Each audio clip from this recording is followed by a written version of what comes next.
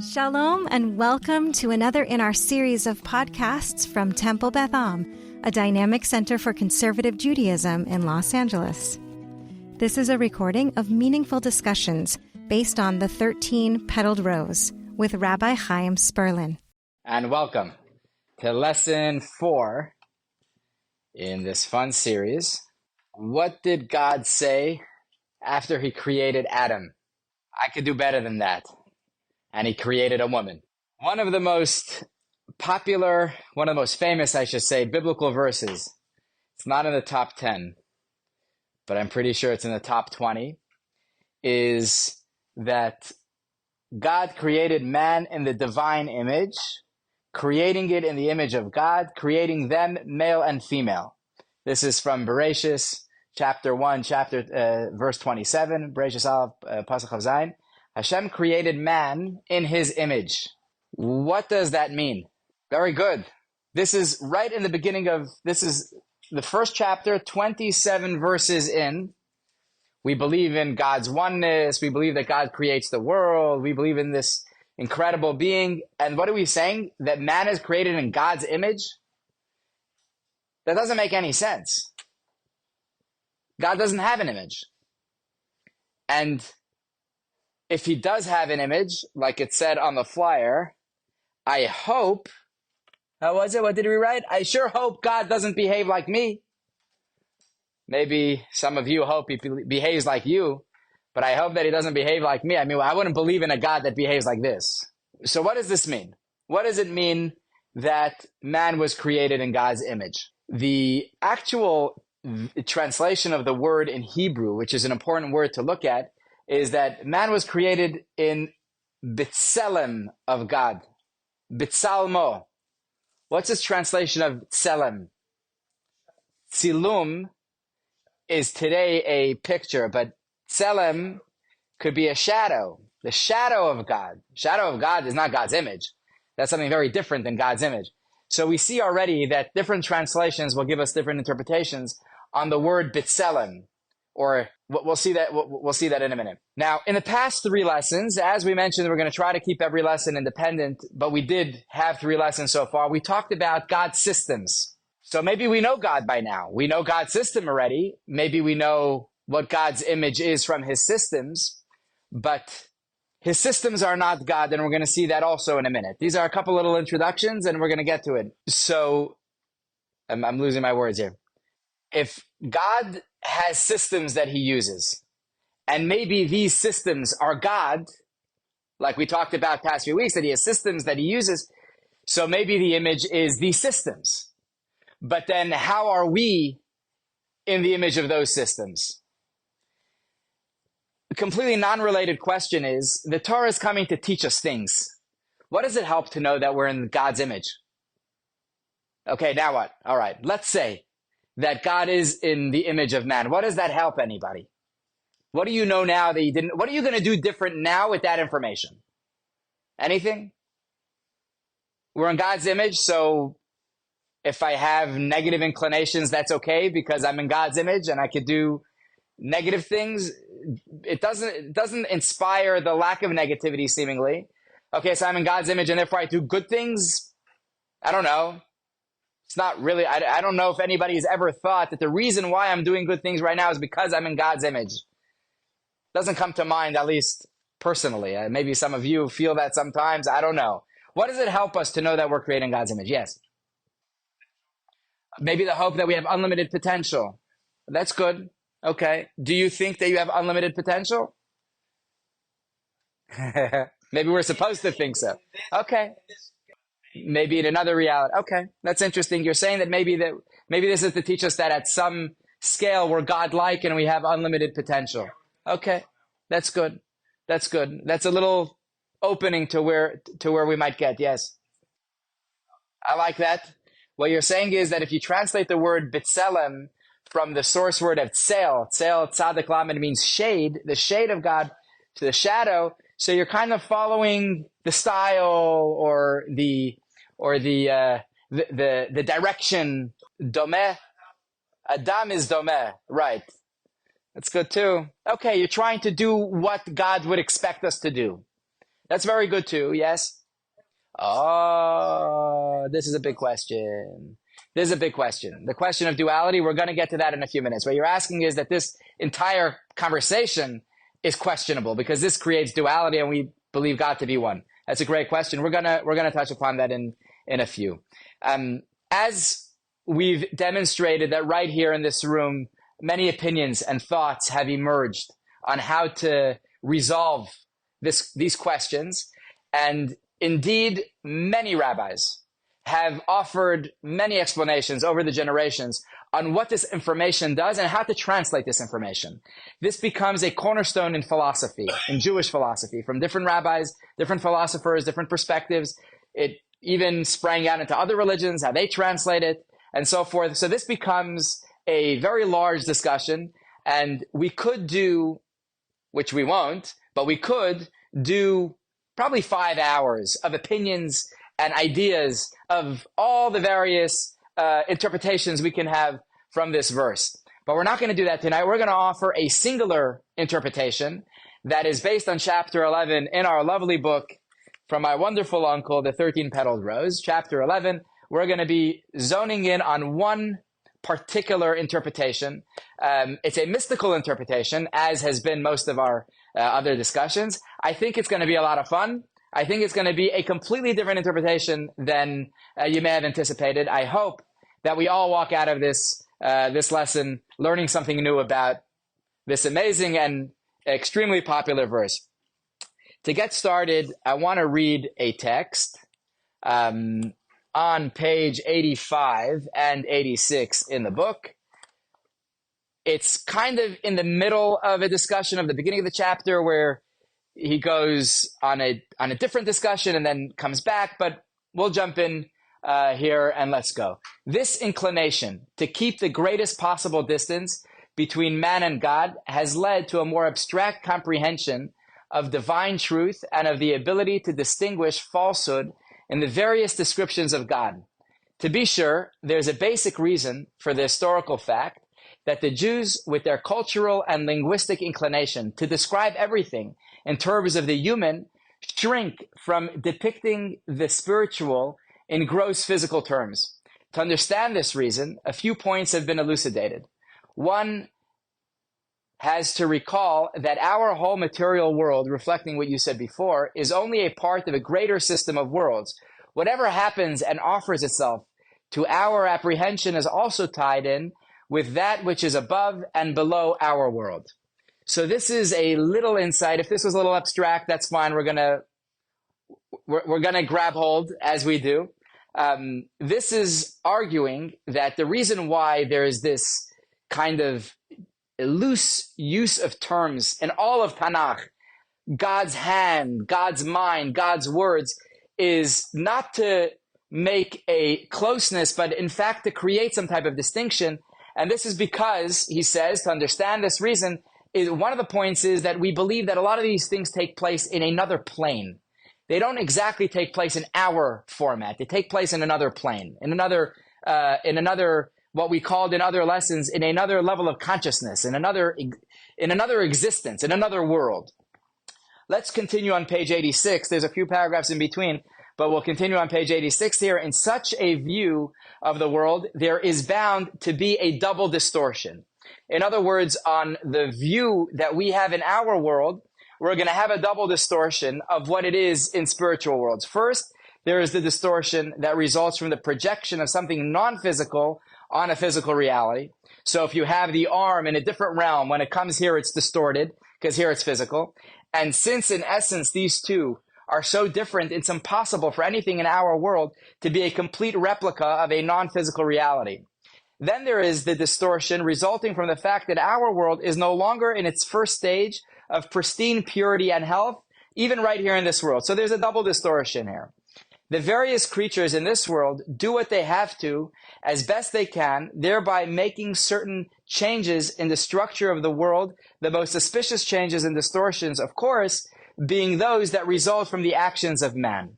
There's a lot captured in here, and again, we're going to unpack a little bit, but what he is arguing here in the second paragraph is that once there is a projection of anything in this world, And as mentioned in the previous lessons, anything that exists in this world has already and continues to exist on another plane of existence.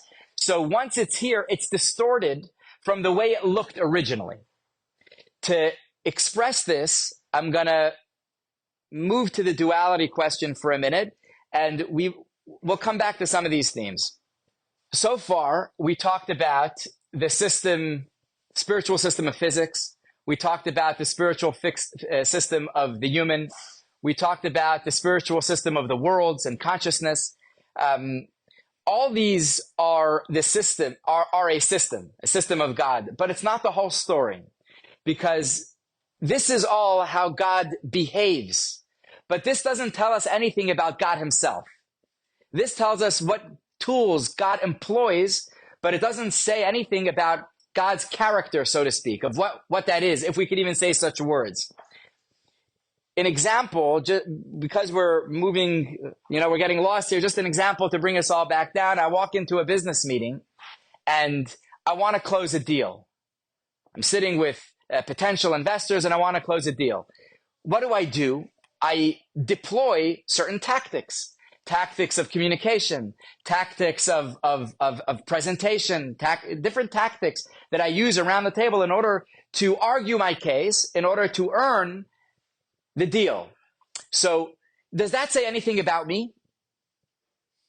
When I sit down in that meeting and I employ or deploy certain tactics, does that say anything about me? Not much. It might say that I'm a good communicator. It might say that I came up with a good idea. I might be creative, but it doesn't say much about who I am. It's just, right? Now, this catch here is that a person can't then lie, heaven forbid, to the people he's trying to close a deal with and say, hey, that wasn't me. That was my tactic talking, right? You can't hold me on that. That wasn't me. That was obviously the tactic and the person are, in this case, connected very, very closely. A person will, for signing incorrectly could get prosecuted, and he can't argue that wasn't me. That was my tactic.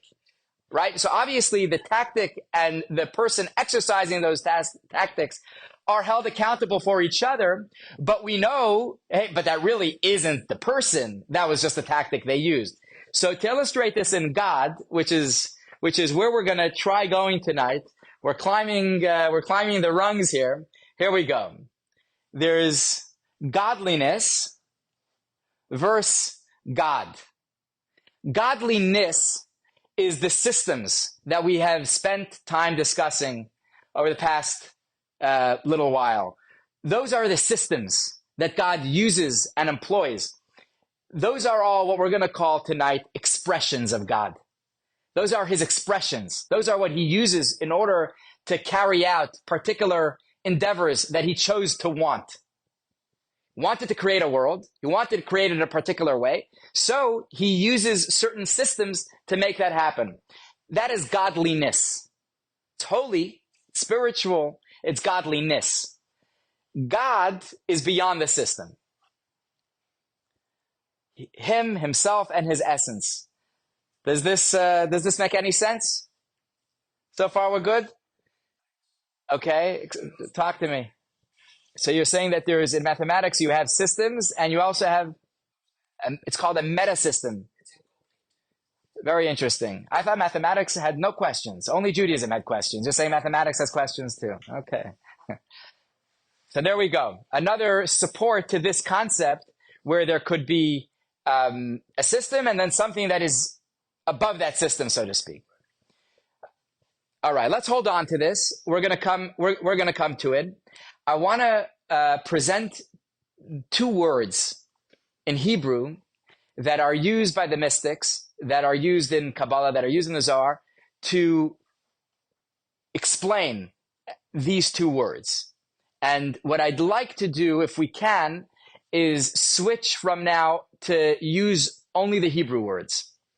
I think that using the correct Hebrew terms will be a better address to these words rather than using words in English. The words in English is going to be godliness and God. The words in Hebrew are going to be atzmut and Or Ein Sof. That's again Atzmut or Atzmus if you're Ashkenazi and don't live in Israel, and Or Ein Sof. I'll translate the two. Atzmut means essence. Essence is the thing itself, the essence of something. Or Ein Sof is called the infinite light, the light that doesn't end. Now note, what is it called? Or Ein Sof, the light that doesn't end. What does that indicate? That it does begin. Does God have a beginning? We believe not. So then, how can you call God the light with no end? Why don't you say the light with no beginning? Because this one has a beginning, and that is God's essence. So the system, the godly light that incorporates a lot of things are going to be called the Or Ein Sof, the light with no end, but it has a beginning. It has a beginning, so it's not truly infinite, versus the essence. What I want to discuss tonight is primarily Atzmus. Atzmus is the fifth and highest level that exists in the spiritual profile of existence, because you can't get higher than this. This is God himself. Typically, this level is not usually discussed in lay settings, so to speak, until recently. It's the past 100 years that it's become more popular in the Hasidic world and in the Kabbalistic world to be more comfortable talking about Atzmut, to talk about God himself. Because the minute you start saying anything, it's already not God himself. It's already a projection. It's already an interpretation. It's already something. Any word that you say is not it. So you really can't talk about it. And really, you just say the word and you go home. We're not going to do that tonight. We're going to try to elaborate a little of what we can from here. And it's exactly here where we're going to try finding our image of God that we're created like him. So really what we're doing now is we're going from the lowest level, which is ourselves, and we're going to try climbing to the very top of the ladder, God himself, the essence of all of creation, and see if we could find something here where we mirror each other, where we have a relationship, where we have a connection with the deepest of the deepest levels. Before we go to the next part, are there any questions? Where do you find the ladder? When you find it, let me know. How about that? We're going to try saying that we don't need a ladder. That's what we're going to try saying. One point that I want to make mention of, that heaven forbid these two levels are not indicating duality. This is not indicating that there's two gods, the God that is the system God and the God that's beyond the system. It's one God, obviously. We believe in one God. What we try to, and again, this takes meditation to appreciate and understand, and I hope everybody is doing their meditation homework. I haven't heard otherwise. I'm sure everybody is meditating after each one of these classes. So what the argument is, and this is also something that is hard to use words with, but what the argument is that godliness is a projection of God, but it's God himself. When we project, it's not us ourselves. When we use words, those words are not us. But when God uses his words and him are the same. His words and him are one, but one is a projection and one is him. We'll leave it at that. There's a lot more to go in that, but it's an important parenthesis to address. Another point is that we are moving now from the previous discussions that we had from the comprehensible God to the non-comprehensible God, because even though a lot of what we discussed before is also non-comprehensible, but some of what we discussed before is in words. We tried to explain it. We spent a lot of time here explaining them with, we spent time explaining. Now we're moving to the incomprehensible part. That's another parenthesis to hold on to. Yalla, let's go. 3 places that the etzem, that Atzmos stands alone, different than all other, different than all of his projections. Three areas where, so to speak, only God himself can accomplish, and his projections don't have the ability to do, is three areas. The first area is the ability to create and change the rules.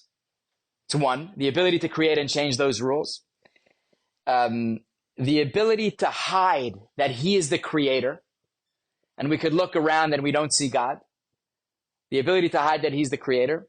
And three, absolute free will. We're going to elaborate on each one individually, and each one is a big discussion. We're going to find where we have the same characteristics. But the first thing is, let's talk about them individually for a minute. Absolute free will. Does anybody know what that looks like? Absolute free will means that there is nothing from our experience that is making us make a particular choice. We cannot experience that in our regular level of experience, because any choice that we make is usually going to be inspired by some past experience that we had, or some knowledge that we have, or some feeling that we had. So most choices that we make are not perfectly free will. Atzmos has perfect free will. Perhaps the only thing in which we do not mirror exactly. The other things we don't mirror exactly either, but this one is the hardest one. The first one is, let's go back, the ability to create and modify rules. Atzmos is the source of the rules and is beyond them. Humans were given the ability to modify creation. And I'm writing specifically, humans are given the ability to modify creation because all of creation has been given the ability to create. This does not exist in the other worlds that we talked about in lesson 1 or in lesson 2. Angels do not have the ability to create. Angels have a weakness over animals, over mosquitoes. Mosquitoes could recreate. Angels can't. There's a power in the world that we live in, the physical world that we live in. We have the power to recreate. All of creations, almost all of creations, I mean rocks, I don't know how they recreate, but all of other living creations, including botanic existence that are alive, they have the ability to recreate. But humans were given an ability to modify creation. We're going to spend a little bit time on the modify creation in next lesson, where we talk about mitzvot, unique Jewish experiences, where that gives us the ability, we'll talk about that then, about modifying creation. Just not to leave it undone, we believe that part of our link to Atzmos is that the same way Atzmos has the ability to create and modify creation, we have that ability here too. Almost to say that the world, as it is soft to some of its inhabitants. Its rules are absolute for most of the inhabitants of the world, but we believe that Jews were given, we do control the weather. Can you imagine? We were given certain elements of softness on this universe. We have a strength over it. Even though it seems very strong and very physical and very concrete and very absolute, we do have a strength over it. This will also tie into our last class where we talk about prayer. The idea of prayer is sometimes to overcome the limitations of the universe. The universe says that this person has an illness, that the diagnosis is whatever, and prayer, we believe, has the ability to modify that. So we do believe that we have the ability to modify creation. I did put in humans here because there is an element to humans, not exclusively Jews, humans at large that are righteous humans that also have an ability to modify creation. But again, that's a larger discussion. So in the ability to create and modify rules, we and Atzmos have a connection. Atzmos creates the rules and can modify them, and we can modify them.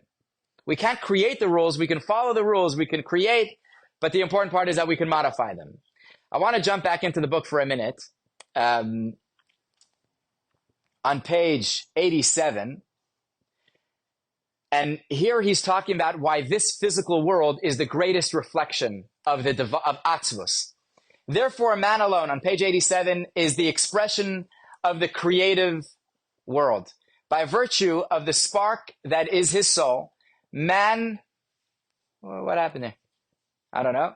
The divinity, there's a line here, busted.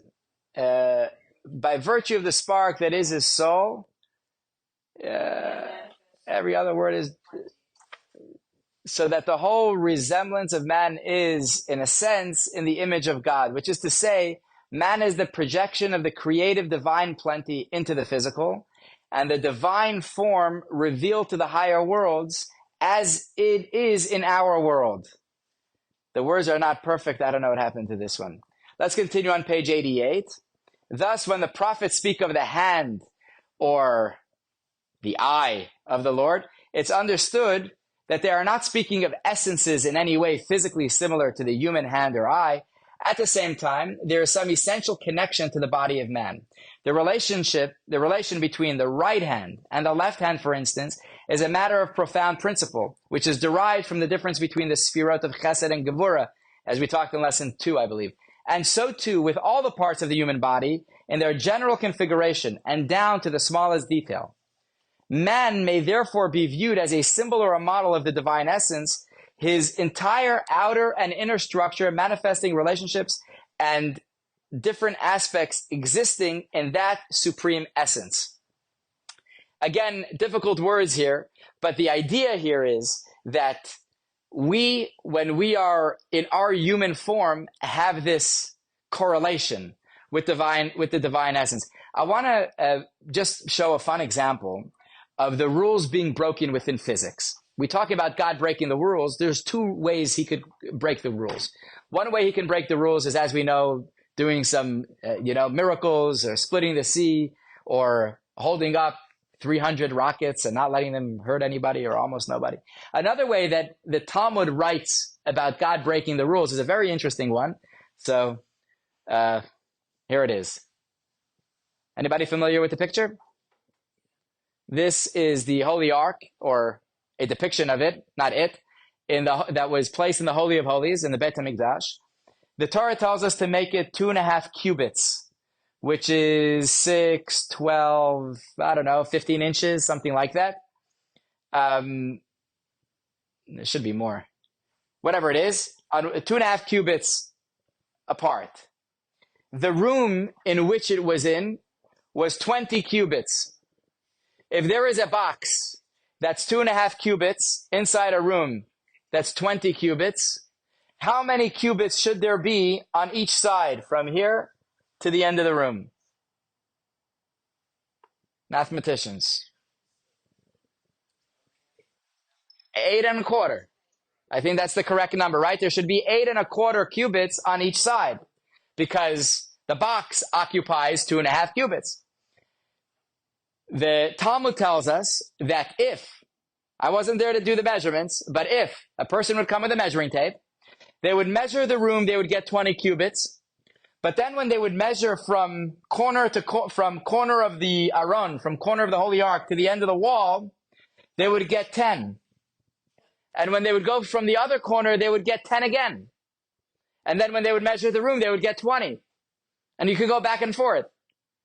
And that's not something our mind could comprehend. That doesn't work in our limited brains, where something that occupies space, you measure, the measurements will show the space that they're occupying. But here, the physical thing was there, and there was nothing happening.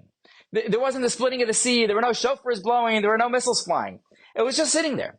It was just sitting there. And you take a measuring tape, and there is this tension that's happening in the undercurrent where it's there, but it's not occupying space. And you look at it and it just boggles your mind. It doesn't make sense. How is it there and not occupying space? But that's what we say there were. And the Talmud continues with 9 equally mind-blowing miracles that happened every day during most of the first temple period, where there were 10 miracles that happened, and anybody that went in there was able to experience that. This is an expression of atzmos, because the rules and the non-rules are taking place in the very same spot. So the rules are there. I mean, measure, you find space, but the object is not occupying the space. But if you measure the object is there. And this is the tension that exists when you create rules and you modify the rules. Now, this is a very big example. It's beyond us. We can't create that. I don't think. If you can, let me know. I'll hire you. Make my house bigger without it taking any space of the neighbor. That would be fantastic. But this is one of the expressions that we had in the Bet HaMikdash of God's essence, where it doesn't create an explosion. It's just being. It's just being. And the being and the not being are happening at the same time. There we go. Yes.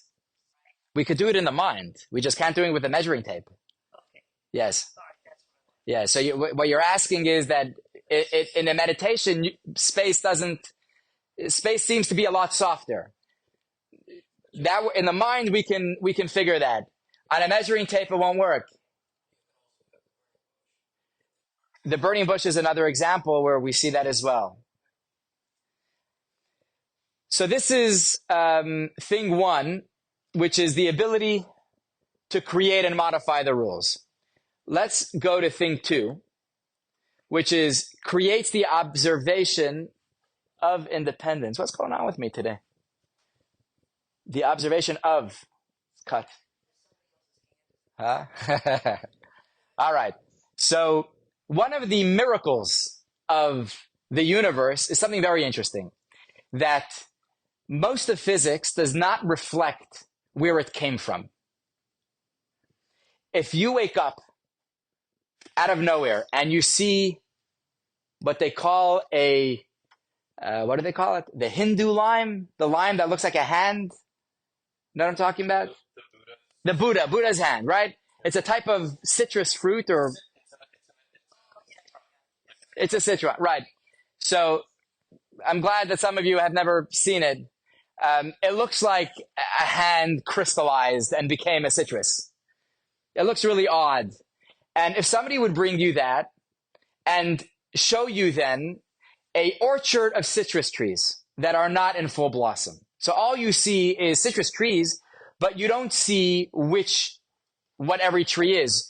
If you're a really good arborist, you'll be able to see differences between orange trees and lemon trees on the leaves. If you have a good sense of smell, you can just take the leaf and kind of smell it. But it takes a professional. A regular person, many citrus, they all look the same, will give you a Buddha's hand citrus, which looks completely odd. It looks like a deformed esrig. And is that what it is? Oh, wow. Okay. Okay, so it's a deformed esrig. There you go. I didn't get the picture up there, but we have a live feed right there.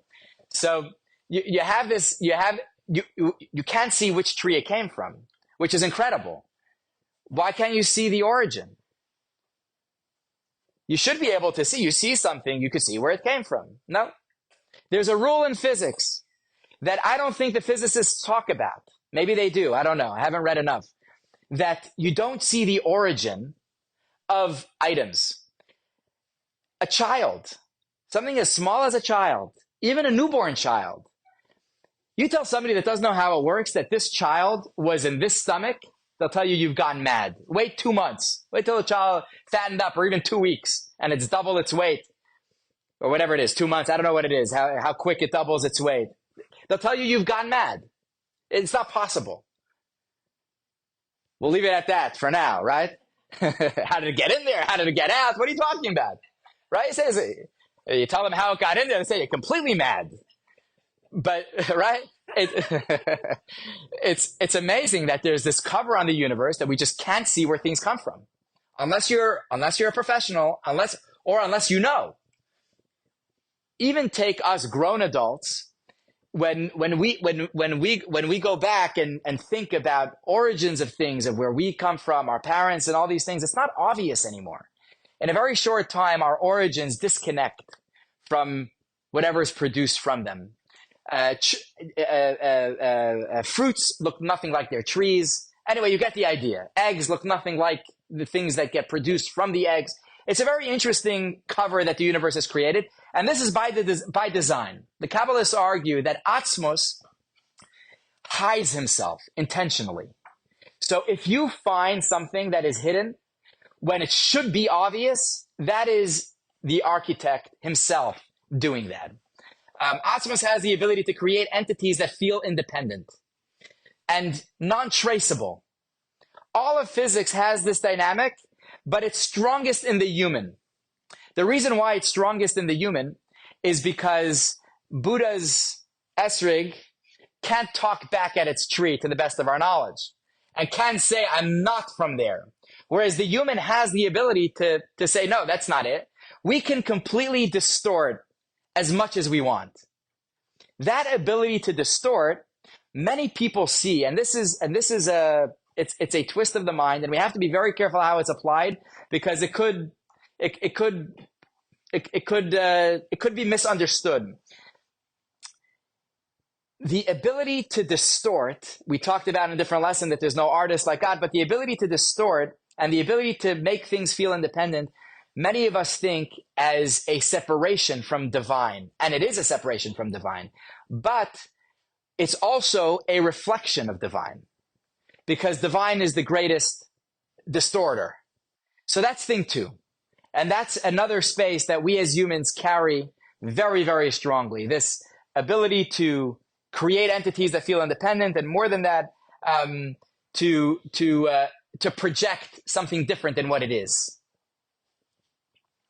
Finally, the third thing, and the third spot where we talk about absolute free choice.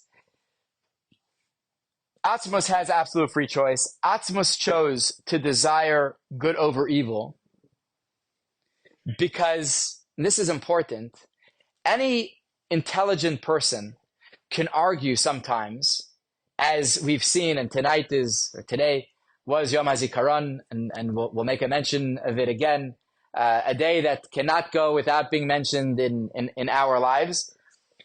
What happened 80 years ago is the distortion of what is good and what is evil. And unfortunately, we're seeing that again. You could have an intellectual argue that something which has no business being bad, why would you call a Jew bad? What did they do? They bothered you? Who did they bother? Nothing. You call an entity, you call something bad, that's a distortion of good and evil. But an intellectual could distort that in our physical universe. God is the one who chooses to desire and create what is good, what is evil, with clear guidelines of what is what. That's a choice that to God, they are technically equals.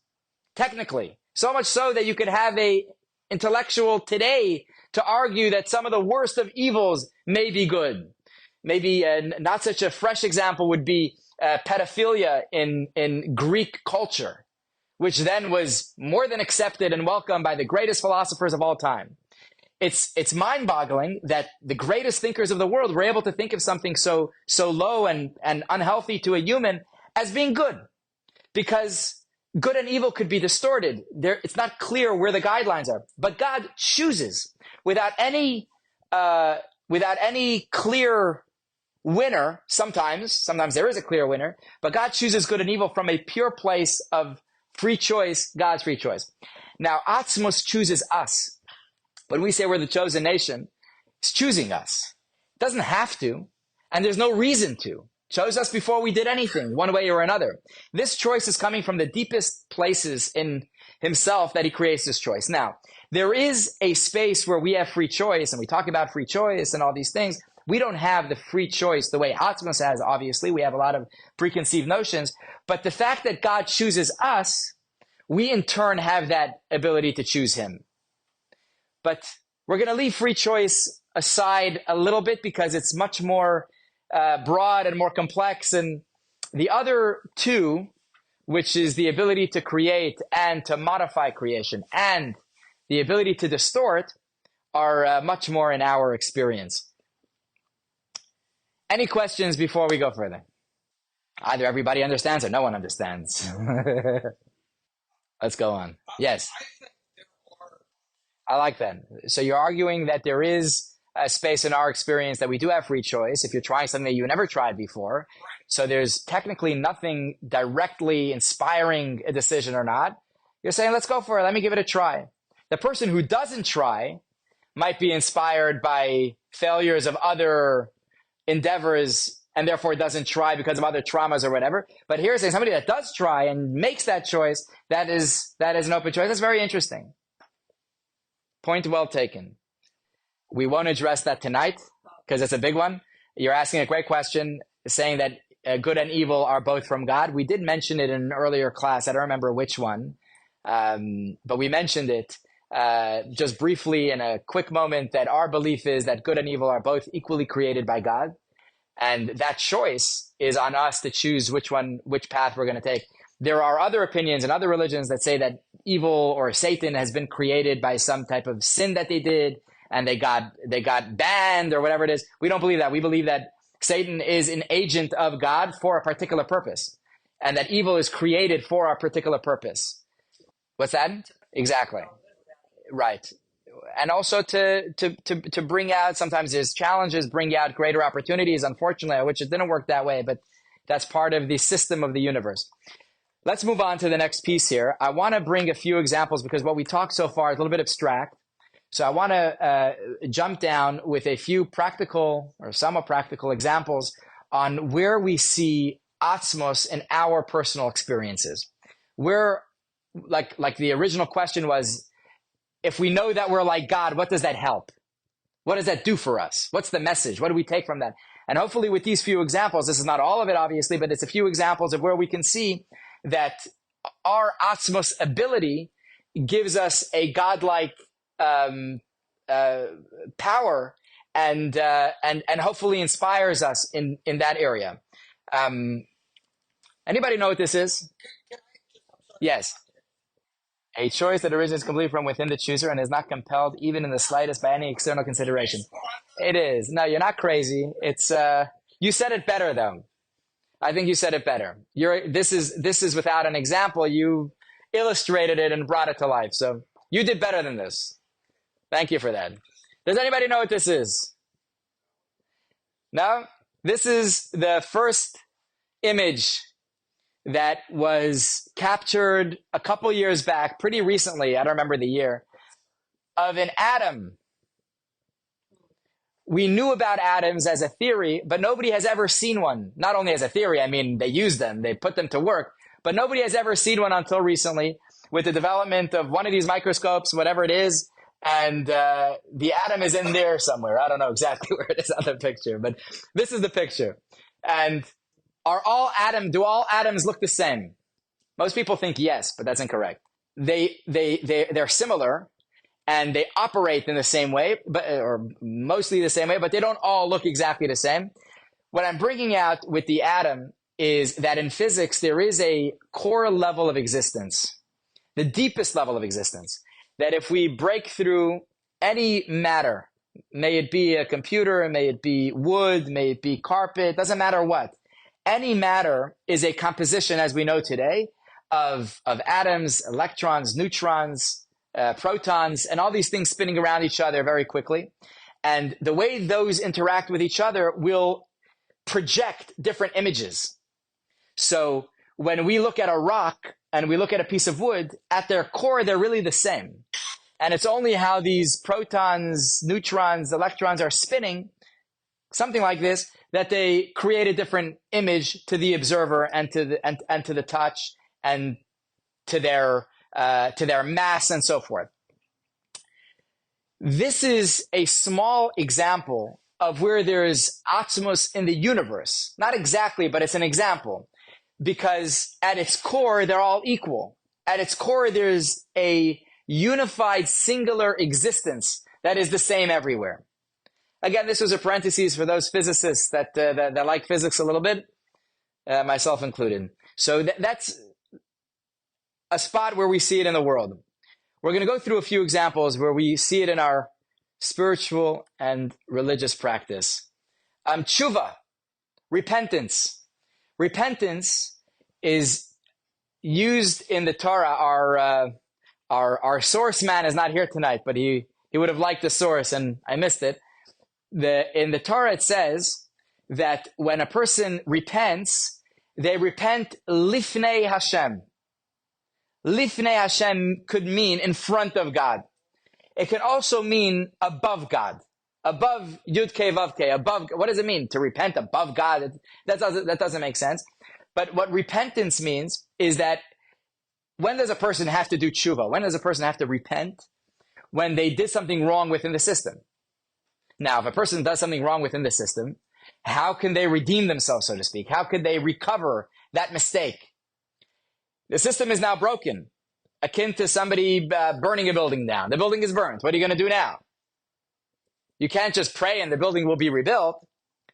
However, if we believe, which we do, in working from outside the system, what we will call the override button, if you get access to the override button, then the system is only broken as long as it's broken within the system. If you climb outside the system, it's not broken anymore. Don't try that washing the dishes. You say the dish is broken. Yeah, but it's only broken in the system. If you climb out of the system, it would be fixed again.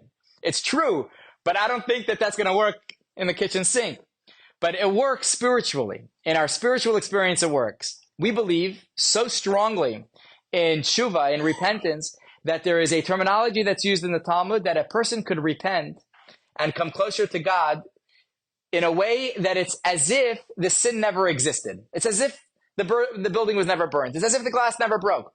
That's only possible if we access the Atzmos line. It's only possible if we access this line where we can go beyond the preconceived notion and the preconceived system in which we're locked in. If we break out of that system, we're not bound by it anymore. And tshuva is one of those places where we have that ability. Somebody had a question here? That's one example. Yes. Very well said. Very well said. You're saying that tshuva is much broader than just in the religious arena, because tshuva could really be applied everywhere in our experience. And I think you're saying good. Well said. You're asking a good question. The question that you're asking is that in our Yom Kippur Rosh Hashanah prayers, we say in the most important prayer, the Unetana Tokef prayer, you say that tshuva, tefillah, tzedakah, ma'avir et roa hagezera, that repentance, charity, and tefillah and prayer remove the roa, the evil of the decree. It doesn't say that it removes the decree completely. It just says that it removes the evil of the decree. You're saying something very good. There are some rabbis that interpret that statement exactly the way you're saying, that it removes the heaviness, the weight, our perspective of the decree. This is true what you're saying. However, when it comes to tshuva, the Talmud writes that there's 3 levels of tshuva. One level of tshuva is, and we have this also in relationships, there's 3 levels of apologizing. One level in apologizing, and let's use business as an example because it's a great example, is you do business with someone and the person doesn't keep to their side of the agreement. Yes? How likely is that person gonna do business again with that person? We're using so many names. John and Josh do business together. Josh does not keep his side of the agreement. I hope there's no Joshes here tonight. So Josh doesn't keep his side of the agreement. Will John do business again with Josh? Probably not. Right? Josh says, hey, I went to synagogue, I prayed, I repented. Will Josh do business again? Probably not. Will John do business again with him? Probably not. Now, what happens if some time later Josh does very well in a business deal and comes to John and say, listen, John, I apologize for what I did. I owe you this amount of money for me not keeping my side of the agreement. This is the loss I caused you. I want to pay you in full. I want to do business again with you. What will John say? Maybe. Let's have a conversation, right? We moved just now from I don't want you in my office to maybe, right? There is a third level where Josh makes a complete turnaround, where Josh does business with 10 others and keeps his word, and it becomes known that Josh is a man of integrity and Josh does well. And John is going to call Josh and say, you know, Josh, I know we had a bad experience. Come back into my office. Let's talk again. It seems to me that you're a changed man, right? That's possible. So these are 3 levels that the Talmud describes in Tshuva, where a person could repent and come a complete circle where they're perhaps even stronger than before, right? Before, Josh called John. Now, John is calling Josh. Josh elevated himself. Josh grew to where John is now seeking him in a business deal. And that is one of the levels of tshuva that we talk about. How it aligns with the Rosh Hashanah prayer, I'm not sure. It's a good question. But the Talmud does write that there is such a formula in tshuva that allows for these three steps. And this ties very well with what you were saying, Denise, that this is really a universal experience of tshuva. We see this, we could see this, and it could be incorporated. And that ability is an atzmos ability. Let's go on to the next example. We have a few examples. Let's leave this one alone for a minute. Oh, look at that. Chabad success. Connecting with people through the etzem. A little story that illustrates this is there was a man, his name was Rabbi Mendel Futterfass. He was a Russian chassid, a Russian Chabad chassid, that was sentenced to 10 years in the Siberian Gulag. And when he came out, it was already in the 60s or 70s, his wife and family moved to London. They were living in London. And when he was freed from Siberia, they let him relocate to join his family in London, where he lived up until the 90s. And he was an incredible man. During his years in London, he worked in the textile business. He had this long, white, angelic beard. He looked like Eliyahu Hanavi. And he was an extremely shrewd businessman. He did very well in London. And he actually had a partner here in LA. His partner passed away a couple of years ago. His name was Solomon. It was his last name. I don't remember his first name.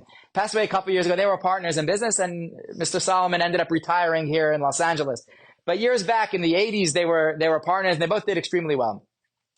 Reb Mendel was a fiery Jew, especially after all that he's been through, and remained strong. And he knew as much English as I know Farsi. And I don't even know the curse words. And Reb Mendel would go to a Jew, and he would say, "You Jew, I Jew. You tefillin, I tefillin." And he would just wrap the guy tefillin. And he never got into trouble doing that. I mean, you try that on the streets of LA, I don't know. Because he was talking etzem to etzem, atzmos to atzmos. The expressions had melted away. There were no expressions. There was no language. There was nothing. There was the purest Jew to the purest Jew, and just having a conversation on some other realm. And we respond to that. We do. When etzem talks to etzem, we don't always know that that's what's talking to us, but we respond to that. So there is this element where we could tap into etzem, to atzmos. We could communicate on that level. Sometimes people communicate with us on that level. And it's a level where expression does not exist. Expression melts away. As a matter of fact, expressions would be a distraction to atzmos, as we will go right here. This example was inspired by our lovely fellow. Help me out here. Yes, Norm. I knew that. Shabbat. When expressions go off, we can tap into the etzem, into the atzmos of Shabbat, but it only works if we do expressions for 6 days. Somebody will say, here it goes. Shabbat, the expressions go off, right? It's a day that to most people, and as Norm mentioned earlier in the week to me, that it's all a bunch of no's. You open up the book, you open up the Shabbat. No. How are you supposed to enjoy this day? It's pretty wild. No, but enjoy. That doesn't work. Yes, then I'll enjoy. No. What do I do? Every no is a yes, and every yes is a no. Every no is a yes to something else, because no to this is a yes to something else. And every yes, you're saying yes to this, where you're saying no to something else. So every yes is a no, every no is a yes. So when it comes to Shabbat, there is an idea that expressions are going to get in the way of Shabbat. It's one of the reasons why we don't work on Shabbat, because how do you, if you don't work, how are you going to eat? You're not going to eat on Shabbat. You need to work to eat. No. In the world of expression, you need to work to eat. The world of expression exists for 6 days a week. Somebody says, hey, I want to live in the world of Atzmos all week. It's a happy birthday. Call me when you're hungry. You can't do that. God created a system which we have to follow for 6 days a week and work that system of expression. But there's one day a week where he allows us and encourages us to tap into a space that is Atzmos, that expressions will distract us. Work will distract us. All other types of expressions that the Torah somehow chooses, it's not work, because many of those things are not work at all. Some of those things can be very pleasurable, but those are distractions from our Atzmos connection. Those are distractions from the zero and the expressionless experience. Now, I can't say that I tap in every Shabbat to Atzmos. That would be, my soul maybe does. I can't say I feel that every Shabbat, but the potential is there. The opportunity is there.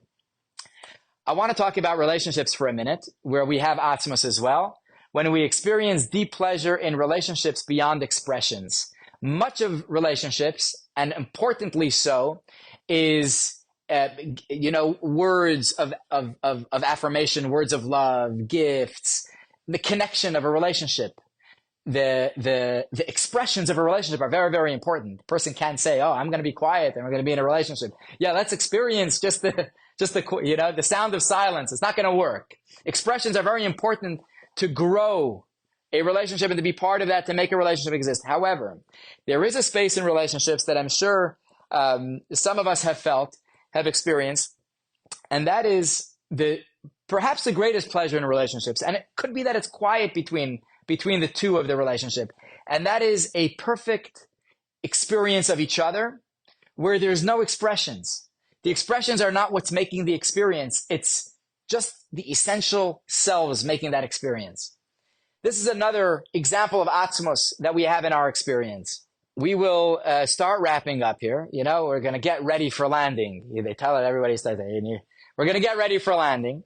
I want to close up with a piece from the book, and then another important and final perspective that will wrap it up nicely.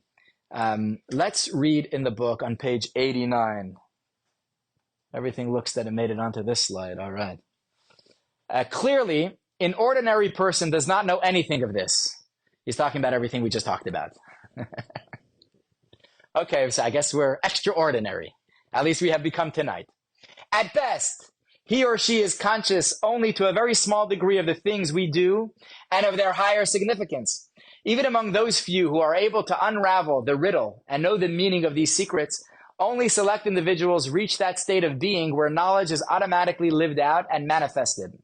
It's a state where every act of a mitzvah or an impulsive movement or a dance expresses knowingly and unknowingly the higher relationships following an analogous part of the body in their separate as well as in their total effects. Thus, may be understood why fashioning and exhibiting the image of a man was also prohibited, since man was, according to some sages, an effigy of the king.